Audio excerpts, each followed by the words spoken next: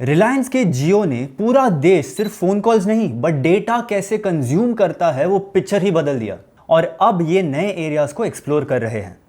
Coforge एक IT company जो size में छोटी है लेकिन अपने शार्प फोकस और बोल्ड बेट्स के साथ मिड टायर से ऊपर चढ़ने की तैयारी में है। और वेदांत फैशंस एक शादी वेयर जायंट जो कभी अपने सेगमेंट का अनडिस्प्यूटेड किंग था, आज एक ऐसी कल्चरल शिफ्ट का सामना कर रहा है जिसमें इंडस्ट्री के रूल्स ही बदल गए हैं। हाय एवरीवन, मैं हूं निशांत और आज हम 3 कंपनीज की 3 स्टोरीज देखने वाले हैं। तीनों स्टोरीज में सवाल सेम है, क्या इनका नेक्स्ट चैप्टर ग्रोथ का होगा या स्ट्रगल का।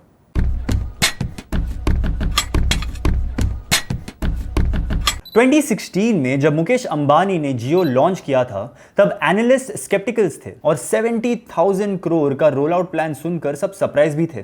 तब मॉर्गन स्टैनली ने वार्न किया था कि टू जस्टिफाई दिस इन्वेस्टमेंट जियो को सिर्फ मार्केट शेयर लेना नहीं है बट मार्केट एक्सपैंड भी करना होगा।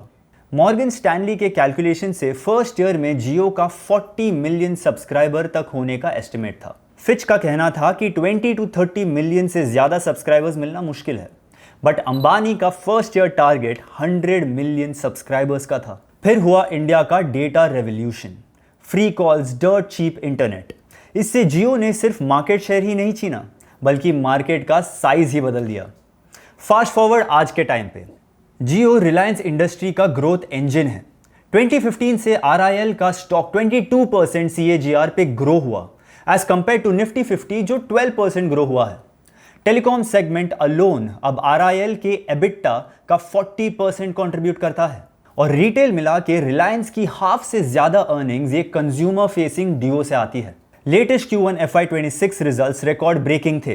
प्रॉफिट 78% जंप हुआ, रेवेन्यूज भी 6% बढ़ के रुपीस 2.72 लाख करोड़ हो गए। लेकिन ऑयल टू केमिकल का परफॉर्मेंस डल रहा। रिटेल ग्रोथ थोड़ी सॉफ्ट थी और स्ट्रीट एक्सपेक्टेशंस मिस हो गई, पर लॉन्ग टर्म पिक्चर अभी भी सॉलिड है, स्पेसिफिकली जियो के लिए। एनालिस्ट का कहना है जियो नेक्स्ट 2 साल में 500 मिलियन सब्सक्राइबर्स और 48% रेवेन्यू शेयर के टारगेट के साथ 13% CAGR से ग्रो करेगा। रिटेल सेगमेंट भी स्ट्रांग है और IPO के थ्रू दोनों जियो और रिटेल में वैल्यू अनलॉकिंग का स्कोप बढ़ा है। अब इनका नेक्स्ट ग्रोथ ड्राइवर है ग्रीन एनर्जी। 2050 तक सोलर बैटरीज, फ्यूल सेल्स में रिलायंस का $2 ट्रिलियन इन्वेस्ट करने का प्लान है। AI के एरा में जहां डेटा सेंटर्स एनर्जी का किंग बनाएंगे, क्लीन पावर नेक्स्ट जियो मोमेंट बन सकता है। रिलायंस का प्लेबुक क्लियर है, स्केल पे डिसरप्शन। 70s में रिलायंस ने पॉलिएस्टर को लग्जरी से मास मार्केट बनाया, फिर जियो ने डेटा को सबके लिए अफोर्डेबल बनाया। अब ग्रीन एनर्जी के लिए वही फॉर्मूला यूज हो रहा है। AI, EVs और अपकमिंग न्यू टेक्नोलॉजी से अगला डेकेड सब बिजनेसेस के लिए टफ होगा, इंक्लूडिंग रिलायंस। लेकिन जहां बाकी लेगेसी जायंट सेफ खेलते हैं, रिलायंस अपना प्लेबुक कॉन्स्टेंटली रीराइट कर रहा है। दूसरी story is about an IT company जो मिड टायर थी लेकिन अब सीधा इंडस्ट्री के हेड टेबल पे बैठना चाहती है। कॉनफोर्ज का FY25 का रेवेन्यू अराउंड $1.5 बिलियन है। कंपेयर करो तो लार्जेस्ट IT कंपनी TCS का साइज लगभग $30 बिलियन है। सो हाँ, गैप काफी बड़ा है। फिर भी कॉनफोर्ज के CEO सुधीर सिंह कहते हैं, हम सिर्फ रेस में पार्टिसिपेट करने नहीं, लीड करने आए हैं। 2013 में कंपनी का टारगेट 2018 तक $1 बिलियन रेवेन्यू करना था, पर लीडरशिप चेंजेस और प्राइवेट इक्विटी के रोल पर डिसएग्रीमेंट ने प्लान डीरेल कर दिया। फिर आया टर्निंग पॉइंट, सुधीर सिंह की एंट्री। एक्स जेनपैक्ट और इन्फोसिस के एक्सपीरियंस के साथ उन्होंने एक बड़ी शिफ्ट की।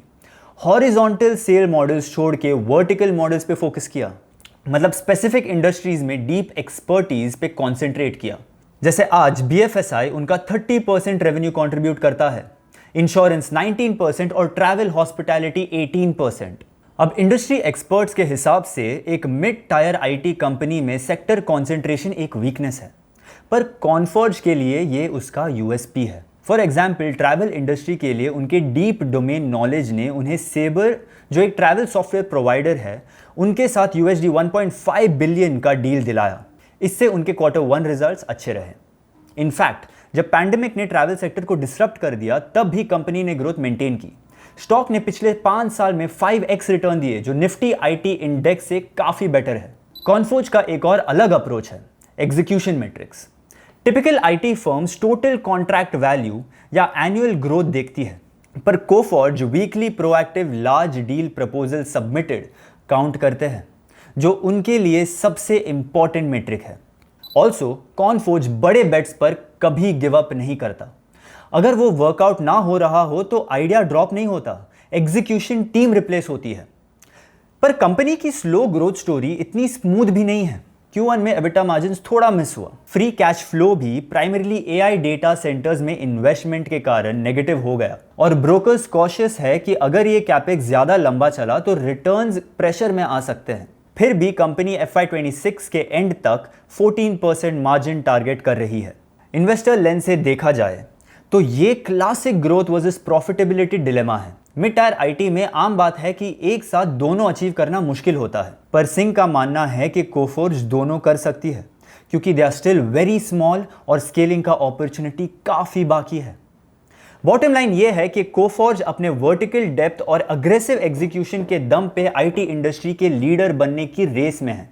अब देखना यह है कि ये एम्बिशन रियलिटी बनती है या नहीं। तीसरी स्टोरीज अबाउट इंडिया की शादी मार्केट पे डिपेंड करने वाली कंपनी।